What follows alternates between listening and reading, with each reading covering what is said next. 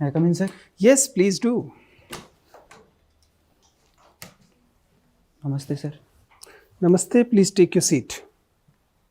Thank you sir. आप दिनेश हैं? जी sir. Dinesh comfortable महसूस कर रहे हैं? जी सर। दिनेश, आपने महसूस किया ही होगा कि हम लोग यथासंभव जो कोविड प्रोटोकॉल है उसे फॉलो करने की कोशिश कर रहे हैं। जी यहाँ सर। तक पहुँचने में आपने इसे महसूस किया होगा और यहाँ पर भी आप देख पा रहे होंगे कि आपके और हमारे बीच में हमने पर्याप्त डिस्टेंस रखा है। जी सर। हम लोग सामान्यतः मास्क पहनकर बैठे हैं, केवल बोलते समय हम लोग मास्क उतार रहे हैं। जी सर। आपके पास भी यही विकल्प उपलब्ध है। जी सर। यदि आप सहज हैं मास्क लगाकर ही इंटरव्यू देने में तो आप मास्क लगा के दे सकते हैं, लेकिन अगर आप ज़्यादा सहज हैं बिना मास्क के बात करने में तो चूंकि पर्याप्त डिस्टेंस है तो आप मास्क उतार भी सकते हैं। जी सर, मैं बिना मास्क की बात करने में सहज हूँ। तो ठीक है, आप मास्क उतार दीजिए। जी सर। आप एकदम कंफर्टेबल महसूस कर रहे हैं? जी सर। सुरक्षित महसूस कर रहे हैं? जी सर। खुद आपको तो कोई किसी किस्म के सिम्टम्स नहीं रहे हैं इधर हाल फिलहाल? नहीं सर। आप यानी हम लोग सहज होकर बातचीत कर सकते हैं? जी सर। चलिए, तो दिनेश, सबसे पहले तो मैं चाहता हूँ कि बोर्ड मेंबर्स को आप अपने बारे में कुछ बताएं। जी सर, मेरा नाम दिनेश है। मैं राजस्थान के बीकानेर ज़िले के नौखा तहसील और गांव दुधावास का रहने वाला हूँ। सर, मेरी 10वीं कक्षा तिलक शिक्षण संस्थान senior secondary school Kandasar Churu से हुई है। मेरी 12वीं की शिक्षा टैगोर शिक्षण संस्थान कुचामन सिटी नागौर से हुई है। सर, मेरा ग्रेजुएशन श्री टैगोर महाविद्यालय कुचामन सिटी नागौर से हुई है, जो महर्षि दयानंद सरस्वती विश्वविद्यालय से मान्यता प्राप्त है। सर, ये आपने कब किया था? 2017 में किया है मैंने। आपने एमए क्यों नहीं किया? जी सर, मेरा एमए नहीं करने का उद्देश्य ये था कि मैं ग्रेजुएशन के बाद सिविल सेवा की तैयारी करने लग गया था और मैंने ऐसा सोचा कि अगर मैं एमए करता हूँ तो मेरा ध्यान कहीं ना कहीं डाइवर्ट होगा और उसकी वजह से मैं सिविल सेवाओं पर पर्याप्त ध्यान नहीं दे पाऊँगा। इसलिए सर मैंने एमए नहीं किया। अच्छा, बताइए, आप तो बीकानेर से हैं, आप पढ़ने के लिए नागौर क्यों गए? जी सर, मेरे मामा जी ने सर मुझे वहाँ भेजा तो मैं सर गया। अच्छा। जी सर। और आपको यहाँ पर मामा जी ने भेजा, पिताजी ने भेजा, या आप खुद आए? जी, यहाँ आने का सर निर्णय मेरा खुद का था। अच्छा। जी सर। आपने अपने जीवन में ऐसे कौन से 4 निर्णय हैं जो बड़ों के दबाव में नहीं लिए? जी। स्वतंत्र निर्णय लिए? जी सर। मेरा सबसे निर्णय मैं सबसे बेहतर निर्णय मानता हूँ सिविल सेवा की प्रिपरेशन करने की, क्योंकि सर जब मैंने प्रिपरेशन की तब मेरे ठीक है, आपको लगता है ये निर्णय आपका आज़ाद निर्णय है? जी। दूसरा था कि बीएड नहीं करने का निर्णय। शिक्षा आप बीएड नहीं करने गए, ये आपका आज़ाद निर्णय था। जी। और तीसरा मेरा निर्णय जो विवाह नहीं करने का सर मेरा निर्णय रहा। ठीक है, वेरी गुड। और उसके अलावा सर मैं बाकी सारे निर्णय पिताजी ने, दादाजी ने, मामा जी ने लिए हैं? नहीं सर, ऐसे मैंने लिया पर अभी मैं ठीक से नहीं बता पाऊँगा सर। चलिए, खैर कोई बात नहीं। दिनेश, आप मूलतः बीकानेर से आते हैं। जी और सर। देश भर में बीकानेर को उनके नमकीनों के लिए जाना जाता है। जी सर। मैं इस कारण को नहीं, क्या भौगोलिक सांस्कृतिक वजह हैं जिसके चलते बीकानेर जो है वो सेवरीज के लिए, अपने नमकीनों के लिए दुनिया भर में जाना जाता है? जी सर। बीकानेर में सर बीकानेर शुरू से उष्णकटिबंधीय क्षेत्र रहा है, तो यहाँ पे ऐसी चीज़ों का उत्पादन ज़्यादा होता है जिनमें पानी की आवश्यकता कम हो। तो इसी वजह से सर जो हल्दीराम जी है उन्होंने भुजिया का आविष्कार किया। उसमें भुजिया का सबसे बेहतरीन अगर विकल्प बीकानेर क्यों है, इसका कारण है कि सर एक तो उष्णकटिबंधीय जलवायु है, दूसरा यहाँ का पानी है, तीसरा जो यहाँ के खेतों में जो मोट होता है उसका, और तीसरा यहाँ पे जो कोलायत क्षेत्र है वहाँ की जो मिट्टी है उसका भी सर भुजिया में प्रयोग किया जाता है। इसलिए सर यहाँ का भुजिया बेहतर है सर। अच्छा, हम लोग जो भुजिया खाते हैं उसमें मिट्टी खाते हैं हम लोग? नहीं सर, एक एसओपी होती है जो जैसे मैंने हल्दीराम जी भुजिया से बात करी तो उन्होंने कहा कि एक निश्चित मात्रा में जो मिट्टी है वो मिलाते हैं सर। अच्छा जी सर। ये तो आपने नई जानकारी हम लोगों को दी। जी सर। अच्छा, बताइए, आप तो खो खो खेलते रहे हैं। जी सर। खो खो में माइनस क्या होता है? खो खो में होता है ना कि माइनस कीजिए, ये क्या है? माफ़ी चाहूँगा सर, इसकी मुझे जानकारी नहीं। जो अंतर्राष्ट्रीय खो खो या राष्ट्रीय स्तर पे जो खो खो खेला जाता है, जी सर, उसका जो संगठन है, उसका जो प्रबंधन है, वह कौन सी संस्था देखती है? जी sir, kho kho federation of India sir. Kho kho federation of India और इंडियन ओलंपिक एसोसिएशन के बीच क्या संबंध है? माफ़ी चाहूँगा सर, इसको मैं नहीं बता पाऊँगा। नहीं बता पाएंगे? जी सर। कोई बात नहीं। आपने किस स्तर तक खो खो खेला है? जी सर, मैंने कॉलेज लेवल पे खेला है सर। कॉलेज की टीम में थे आप? जी सर। मुझे बताइए कि जो खो खो का खेल है उसमें उसके अंतर्राष्ट्रीय ओलंपिक्स या बड़े खेलों में शामिल होने में क्या बाधाएं हैं? जी सर, खो खो में सर सबसे बड़ी अगर बाधा अपन देखें तो सर ये खो खो को ग्रामीण क्षेत्र में मुझे ऐसा लगता है कि प्रत्येक व्यक्ति स्कूल लेवल पर खेलता है, लेकिन उसके आगे खो खो को प्रमोट नहीं किया गया है। उसके पीछे की वजह ये हो सकती है कि खो खो में जो खिलाड़ी है उनको जॉब की सिक्योरिटी नहीं है, उसके अलावा गवर्नमेंट द्वारा जो फंड है वो नहीं दिया जा रहा, अच्छे से टीचर है वो ट्रेंड नहीं मिलते। उसके अलावा जो हमारे ग्रामीण क्षेत्र में एक कहावत है कि पढ़ोगे लिखोगे तो बनोगे नवाब, और खेलोगे तो होंगे खराब। तो ये अवधारणा है वो सर कहीं ना कहीं काम कर रही है, उसके वजह से सर खो खो को इसकी वजह से ये ओलंपिक्स में नहीं जा पाता। जी आप समझ सर। पा रहे हैं आपने किस सवाल का उत्तर दिया? जी सर। मेरा प्रश्न था कि खो खो अंतर्राष्ट्रीय स्तर पर क्यों नहीं प्रचलित है। जी आपने उत्तर दिया कि खो खो को पर्याप्त प्रोत्साहन नहीं मिलता, इसलिए स्थानीय क्षेत्र पर से आगे नहीं बढ़ रहा। जी सर, पहले तो हमें स्थानीय स्तर से आगे बढ़ाना पड़ेगा, तभी हम अंतर्राष्ट्रीय स्तर के खिलाड़ी सर तैयार कर तो पाएंगे। खो खो बाकी देशों में क्यों नहीं खेला जाता? जी सर, अभी विश्व के 21 देशों में सर खो खो है वो खेला जाता है। फिर तब तो कारण पर्याप्त है उसको। क्रिकेट तो उससे कम देशों में खेला जा रहा है ईमानदारी से। जी सर, पर सर खो खो को प्रमोट कम किया गया है। उसके जैसे क्रिकेट की IPL लीग है, उस तरह की कोई लीग का संचालन नहीं किया जा रहा है वर्तमान में। इसके लिए सर खो खो की जो लीग है वो शुरू करने की बात की जा रही है सर। ठीक है सर। दिनेश, जी सर। ये कोविड-19 और कोरोना, जी इन दोनों में क्या समानता है? जी क्या है ये? जी सर, कोरोना एक वायरस का समूह है जिसमें अब तक 7 प्रकार के वायरस हमने पहचान चुके हैं। और जो कोविड-19 है सर, ये कोरोना वायरस का जो 7वां वायरस है सर, वो है जो 2019 में चीन के वुहान शहर से फैला सर। अच्छा, ये बताइए कि बीकानेर में ऊन, ऊंट और अश्व जी 3 बहुत पॉपुलर हैं। जी सर। तो ऐसी क्या परिस्थितियां हैं वहाँ पर कि ये तीनों पॉपुलर हैं? जी सबसे पहला सर मैं ऊन का है, तो ऊन का सर उत्पादन यहाँ पे जो भेड़ पालन है वो ज़्यादा किया जाता है, तो इसकी वजह से ऊन का उत्पादन सर बीकानेर में ज़्यादा होता है। दूसरा सर जो ऊँट है, ऊँट जो मरुस्थलीय क्षेत्र है वहाँ पे सर ऊँट का ज़्यादा पालन किया जाता है। ऊन, ऊंट के बाल और घोड़े के खुर, जी रासायनिक कॉम्बिनेशन में ये क्या चीज़ है? माफ़ी चाहूँगा सर इसकी चलिए, जानकारी। चेतक का वंशज आज भी बीकानेर में है, क्या नाम है उसका? माफ़ी चाहूँगा सर। राज रतन नाम है उसका। जी थैंक और यू सर। इतना बड़ा घोड़ा है कि उस पर आलती पालती मार के बैठा जा सकता है। तो सोचिए चेतक कैसा रहा होगा। लिग्नाइट आधारित बिजली घर बीकानेर में कौन सा है? जी सर बरसिंह सर। कहाँ पर है ये? कितना दूर है वहाँ से बीकानेर से? सर मैं दूरी नहीं बता पाऊँ। चलिए, आप ये बताइए कि राती घाटी का किला किसे कहा गया है? जी सर, जो बीकानेर का किला है सर उसको राती घाटी किन्होंने बनाया था? महाराजा राय सिंह द्वारा सर। समराथल धोरा मुकाम जी सर। विष्णु संप्रदाय का एक पवित्र स्थल माना जाता है। जी सर। बावजूद इसके कि वहाँ पर केवल विष्णु संप्रदाय के लोग ही ज़्यादा आते हैं, जी सर। जबकि रुणेचा में रामदेवरा में विभिन्न समुदाय के लोग आते हैं। जी सर। एक सौहार्दपूर्ण वातावरण है। तो संत जम्बेश्वर जो कि वैज्ञानिक संत हैं, उनकी शिक्षाएं बहुत महान हैं। जी सर। तो यहाँ पर इस प्रकार का बहु जो समाज है इकट्ठा क्यों नहीं होते हैं? जी इसका कोई मुख्य कारण? जी सर। सर गुरु जम्बेश्वर जी का जो मुख्य थे जो विष्णु संप्रदाय है उसमें जो 95% लोग हैं वो जाट जाति के लोग उसमें शामिल थे। इसी वजह से सर मुझे लगता है कि ये रहा होगा। तद्रेवा चूरू में किस लिए पॉपुलर है? जी सर, यहाँ पे गोगा जी का जो सर स्थान है इसलिए। गोगो जी कौन है? गोगो जी सर एक लोक देवता है राजस्थान के सर। अच्छा, जिन्होंने गायों की रक्षा ये की। बताइए, गजनेर में हम एक पक्षी को देखते हैं, जी क्या नाम है उसका? जी सर वल्चर गिद्ध वल्चर, सर। गिद्ध। जी सर। रेत का तीतर नहीं है कोई? जी है सर। है ना। चलिए, उसका नाम बताइए। वैश्विक स्तर पर हम उसको किस नाम से जानते हैं? सर किस पक्षी के बारे में बात करें? तीतर के बारे में। सर इसका हिंदी में नाम सर बटबड़ तीतर है, उसका अलावा मैं नहीं जानता। अच्छा, चलिए ये बताइए कि हेम्बर जो गणपति हैं, जी इनकी विशेषता क्या है? माफ़ी चाहूँगा सर, इसमें जो गणपति की है वो शेर पर सवार हाँ। मूर्ति है सर। शेर की सवारी करना आसान है, जी पर शेर से नीचे उतरना बहुत मुश्किल है। जी सर। ऐसा किस चीज़ को इंगित करता है? ऐसा सर ऐसा है कि अगर हम कोई बड़ा लक्ष्य ले लें उसके पश्चात सर उससे हमें उससे दूर जाने का जो है वो अपन प्रयास नहीं कर सकते फिर।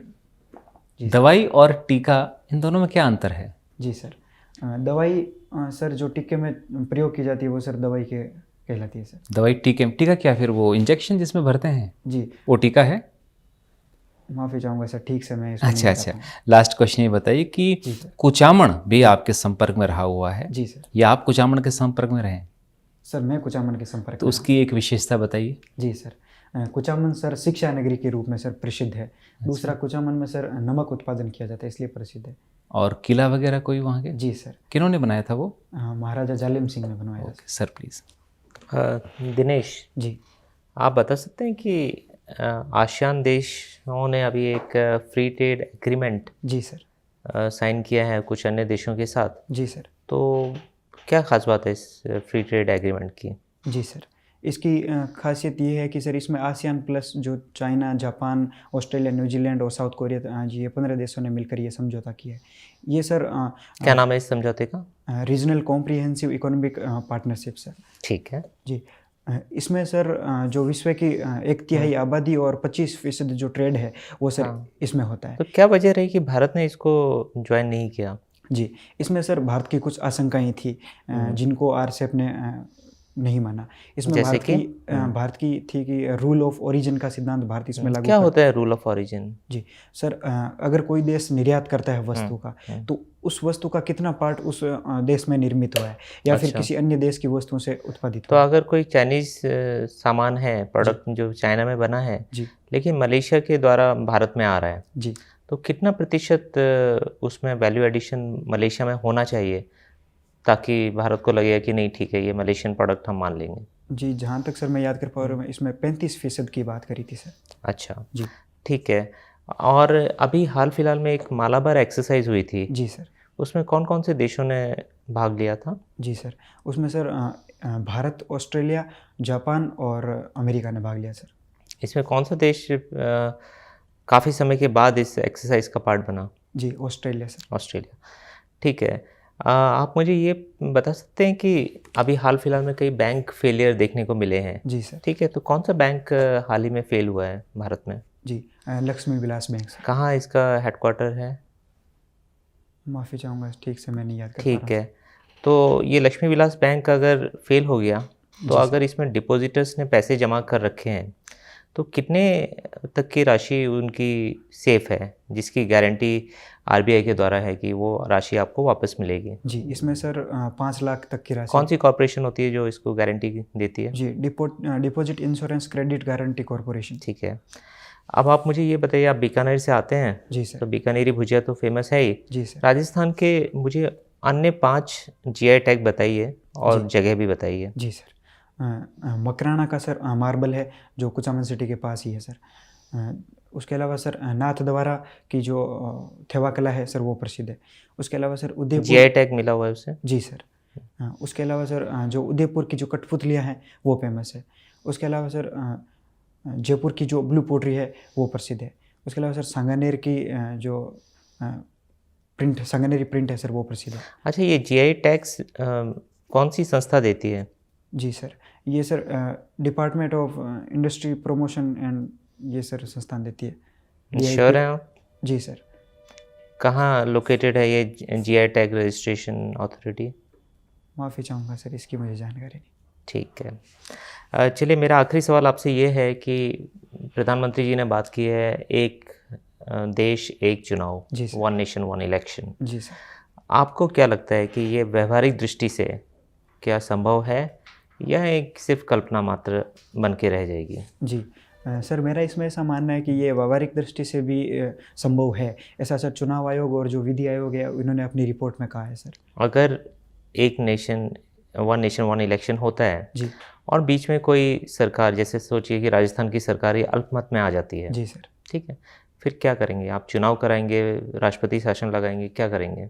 जी सर, इसमें सर दोबारा चुनाव कराएंगे तो 1 नेशन 1 इलेक्शन कहाँ रहा? जी सर, इसमें अभी तक इस आशंका का जो सर समाधान नहीं हुआ है। फिर भी मेरी इसमें राय ये है कि इसमें जैसे एक देश एक चुनाव में ये किया जा सकता है कि 2 चरणों में चुनाव है वो करवाए जाएँ सर। तो फिर 2 चुनाव नहीं हो जाएंगे? एक देश 2 चुनाव? नहीं सर, 2 चुनाव हो जाएंगे, लेकिन जो अभी जैसे सरकार हर समय इलेक्शन मोड में रहती है, कहीं ना कहीं जो देश में चुनाव होते हैं। तो इससे आपको नहीं लगता कि फ़ायदा ये है कि जनता को लगातार सरकार पे दबाव बनाने का, अच्छे काम करने के लिए उसका मौका रहता है? नहीं सर, मुझे ऐसा लगता है कि इसमें सरकार है वो अपने जो चुनावी फ़ायदे के लिए सर जो कोई भी निर्णय है वो लेती है सर। चुनावी फ़ायदा? जी सर। तो उनको चुनावी फ़ायदा नहीं देखना चाहिए? जी चुनावी फ़ायदा और लोगों का फ़ायदा क्या अलग अलग है या एक ही जैसा है? नहीं सर, दोनों आपस में जुड़े हुए भी हो सकते हैं और नहीं जुड़े हुए भी हो सकते हैं। ठीक है, thank you sir. Okay, Dinesh, जी सर। आपने तो भारतीय संविधान पढ़ा होगा, जी सर। राजस्थान से आप हैं, आपको कुछ और चीज़ें पता होंगी। जी मुझे बताइए कि जो भारत का मूल संविधान था, जी। जो 26 जनवरी 1950 को लागू हुआ, जी। उसमें रजवाड़ों के संरक्षण के लिए क्या क्या प्रावधान थे? जी, इसमें सर जो मुख्य प्रावधान था कि जो रजवाड़े के राज्य थे उनको प्रीवी पर्स की जो सुविधा है वो सर दी गई थी। केवल एक ही वो था, कुछ और भी था?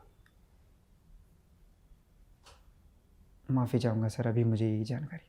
जी बताइए कि अगर भारतीय संविधान सभा जो थी, उसमें जो रजवाड़ों का प्रतिनिधित्व था, वो रजवाड़ों की जनता के द्वारा हुआ होता, तो भारतीय संविधान का नक्शा क्या होता?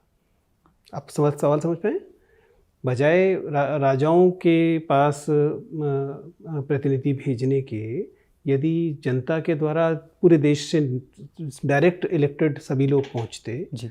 तो भारतीय संविधान का प्रारूप यही रहता या कुछ भिन्न होता? जी, इसमें सर मैं सबसे बड़ा अगर परिवर्तन अगर जनता अगर निर्वाचित करती तो मैं देखता हूँ कि जो जम्मू कश्मीर है सर, जिसमें धारा 370 आर्टिकल 370 था, वो उस समय नहीं होता सर।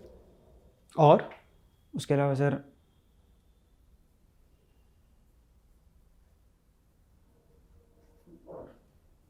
माफ़ी चाहूँगा सर, मैं ठीक से नहीं बता पाऊँगा इसको। चलिए कोई बात नहीं। राज प्रमुख कौन थे?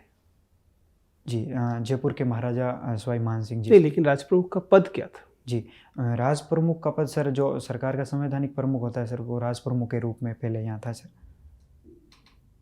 अब नहीं है?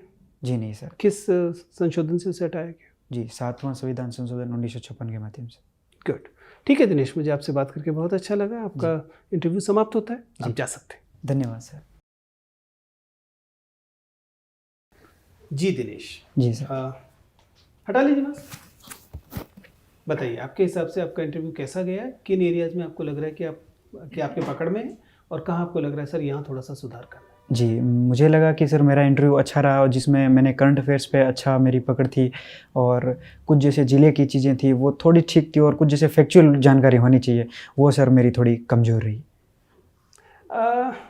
दिनेश, अच्छा है, आप मात्र 23 साल के आपकी उम्र है, और इस हिसाब से आप वहाँ के कुछ सबसे यंग कैंडिडेट्स में होने वाले हैं। Thank you sir. ठीक है ना? जिसका मतलब है कि बोर्ड मेंबर्स आपको आपके प्रति पॉजिटिव होंगे, जी सर। क्योंकि सामान्यतः पब्लिक सर्विस कमिशन में दोनों जगह, यूपीएससी में भी और स्टेट में भी, जब यंग कैंडिडेट आते हैं तो खासतौर से स्टेट्स में उनको अच्छा लगता है, क्योंकि आमतौर पे यहाँ पर अदरवाइज जो है वो थके हुए लोग आते हैं। ठीक है ना? तो आपके साथ जो आपकी जो एनर्जी है वो आपके साथ एक पॉजिटिव चीज़ बनती है, और पॉजिटिव ये भी है कि आपकी एनर्जी आप में मैच्योरिटी की कमी नहीं दिखा रही है। जी सर। ठीक है, तो सामान्यतः वो एक सकारात्मक चीज़ की तरह है। एंट्री आपकी अच्छी है। जी सर। अभिवादन आपका ठीक है। सिटिंग पोस्चर आपका सामान्यतः अच्छा है। एक छोटी सी चीज़ मैं बाद में बताता हूँ अभी, लेकिन वॉइस लेवल ठीक है, हैंड मूवमेंट ठीक है, आई कांटेक्ट ठीक है, फ्लो अच्छा है।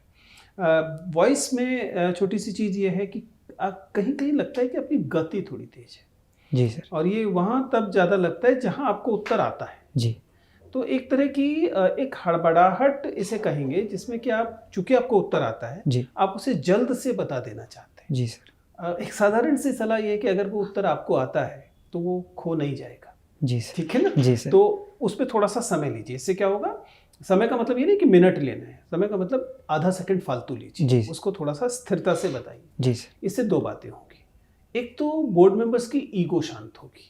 उन्हें लगेगा कि उन्होंने एक ऐसा सवाल पूछा है जिस सवाल के लिए आपको थोड़ा सा सोचना पड़ा। जी सर। ठीक है ना? जी। ये मामला ईगो का भी है। जी सर। लेकिन दूसरा, इससे ज़्यादा फायदा ये होगा कि आपकी राय सुचिंतित राय लगेगी। जी। ऐसा नहीं लगेगा कि आपका सवाल लड़ गया है, मतलब आपने तैयार किया था और क्वेश्चन पेपर में वही आ गया, तो इसलिए आपने झट से दे दिया। जी सर। ये इंटरव्यू तो बहुत सा बड़ा खेल है ना। इसमें आप सवाल इसलिए पूछा जा रहा है कि सवाल के बहाने आपकी पर्सनैलिटी पता लगे। जी सर। और आपकी पर्सनैलिटी क्या होनी चाहिए? आपकी पर्सनैलिटी होनी चाहिए एक जीवंत संवाद स्थापित करने की कोशिश करना, ना कि टेबल टेनिस का गेम खेलना। जी सर। तो जब आपसे सवाल पूछा जाए, थोड़ा सा पॉज लीजिए, स्पीड थोड़ी सी बहुत थोड़ी सी कम कर दीजिए, और फिर इसी आंसर को डिलीवर कर दीजिए, क्योंकि आंसर आपको अच्छे से आता है। जी सर। ठीक है ना? जी। तो इससे उसका प्रभाव जितना अब है उससे 50% बढ़ जाएगा। अभी भी बहुत अच्छा है। जी। मतलब वी आर ट्रूली इम्प्रेस्ड। हम तीनों लोग आपके इंटरव्यू से वाकई बहुत प्रभावित हैं, और इसीलिए मैं इतने माइन्यूट चीज़ों पे जा भी रहा हूँ। माइन्यूट चीज़ों पे इसलिए भी जा रहा हूँ क्योंकि कोई बड़ी गलती आप कर नहीं रहे। जी सर। ठीक है ना? कोई बड़ी गलती करें तो मैं उसकी तरफ इशारा करूँ। जी। लेकिन ये छोटी छोटी चीज़ों पर आप ध्यान रख सकते हैं। आपका सिटिंग पोस्चर यूजुअली सही है, लेकिन आपके उसमें ना एक थोड़ा सा स्टिफनेस है। जी स्टिफनेस का मतलब समझ रहे हैं, थोड़ी अकड़ नहीं, लेकिन जैसे थोड़ा सा तनाव जैसा। तो दो चीज़ें कर सकते हैं, एक तो बैठते समय अपने दोनों बटन कोट के खोल लीजिए। जी सर। ठीक है, उससे क्या होगा, आप रिलैक्स रहेंगे। जी हाथ ऐसे ही रखने जैसे रखे हुए हैं, लेकिन उनको ऐसे खींचना नहीं है, उनको रिलैक्स रखना। जी सर। तो इससे क्या लगेगा, आपकी बॉडी में एक रिलैक्सेशन दिखाई देगी, जिसकी वजह से सहज संवाद होगा। जी सर। अभी क्या संवाद हो रहा है, अभी ऐसा संवाद हो रहा है जिसमें इधर से सवाल आ रहे हैं और उधर से उत्तर आ रहे हैं। उसके बाद क्या स्थिति हो जाएगी, उसमें यहाँ वालों को लगेगा कि वो आपके साथ इंटरेक्ट कर रहे हैं। जी इससे मीनिंगफुल इंटरव्यू होगा। जी इससे आपके इंटरव्यू में 10 नंबर बढ़ जाएंगे। आप समझ पा रहे हैं, इन्हीं सवाल, इन्हीं जवाबों में। मैं एक भी जवाब चेंज करने को नहीं कह रहा हूँ, जी सर। क्योंकि जवाब जनरली आप अच्छे से दे रहे हैं। टाई का नॉट अच्छा नहीं, टाई अच्छी है वैसे, लेकिन टाई का नॉट थोड़ा सा बड़ा लग रहा है। जी एक बार इसको और अभ्यास करके देखिएगा कि जी इससे बेहतर हो सकता है कि नहीं। जी। खासतौर से चूंकि अब बटन खोलने के लिए कहा जा रहा है, इसलिए पूरी टाई दिखाई देगी। जी तो सर। टाई की लेंथ भी ठीक होनी चाहिए। जी सर। ठीक है, जी। उसे देख लीजिएगा। बाकी चीज़ें जनरली आपकी बहुत अच्छी हैं। खो थोड़ा सा और पढ़ लीजिएगा। बाकी मुझे कोई परेशानी नहीं दिखाई दे रही। I am very happy with the way you performed. Thank you sir. तो I am sure you will be doing very very good. जी सर। और इसी बार निकालिए। आपने यूपीएससी क्यों नहीं दिया? सर यूपीएससी तो मैं आरपीएससी की तैयारी कर रहा था, इसलिए नहीं दिया सर। लेकिन you are a UPSC material, you should think about it. जी ठीक है, all the best. Thank you sir.